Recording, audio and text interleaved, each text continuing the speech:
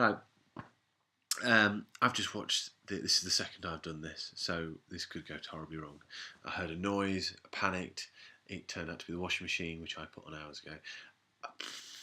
Perhaps that says more about the end of the Dalek Masterplan than I had assumed, because, as I was only just saying to my friend me, as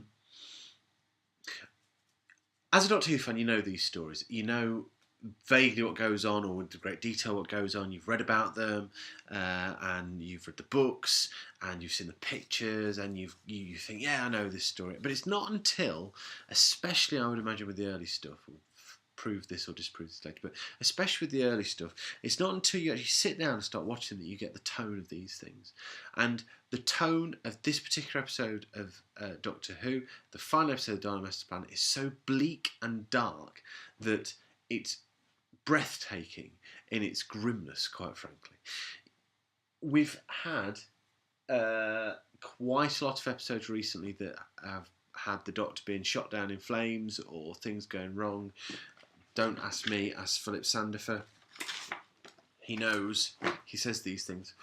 But the significance of that is that kind of after 12 weeks, and when you get a sense, and I can only imagine that people get a sense that this is where it's all going to finish up now. Back in '66, when we've finally got the time stretch in our hands. Yes, we could go on another round, but this feels like it's coming to an end. You kind of expect success, but then no, it ends in a bleak wasteland. Our second sort of embryonic companion of the story, third really, if you count Brett Vian, gets toasted. Daleks being reduced to nothingness. It's just such a nasty little end to this story. And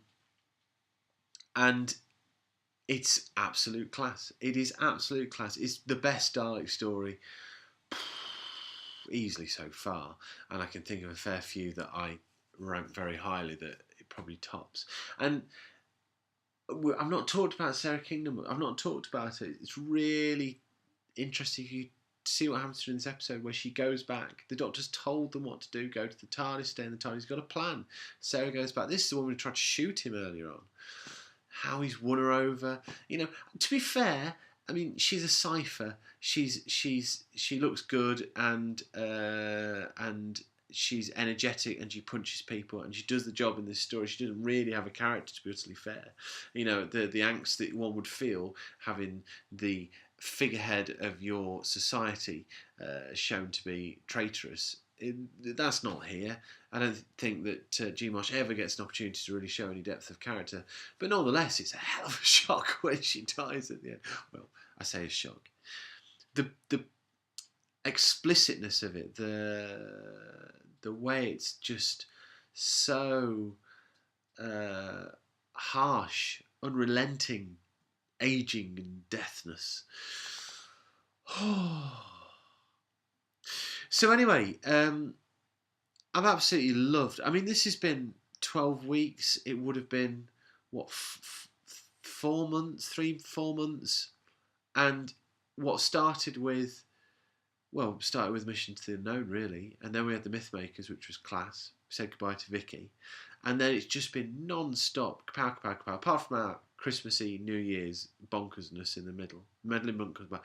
I'm just ridiculous. And then for it all to end on this mad chase through a jungle, you know, an old man and a woman, an increasingly old woman, being chased by Daleks, and this jungle turned into... I mean, that's a bonkers image, and, you know, I always knock Terry Nation, but however much of this came from him, is that guy the cat opening the door? You clever cat.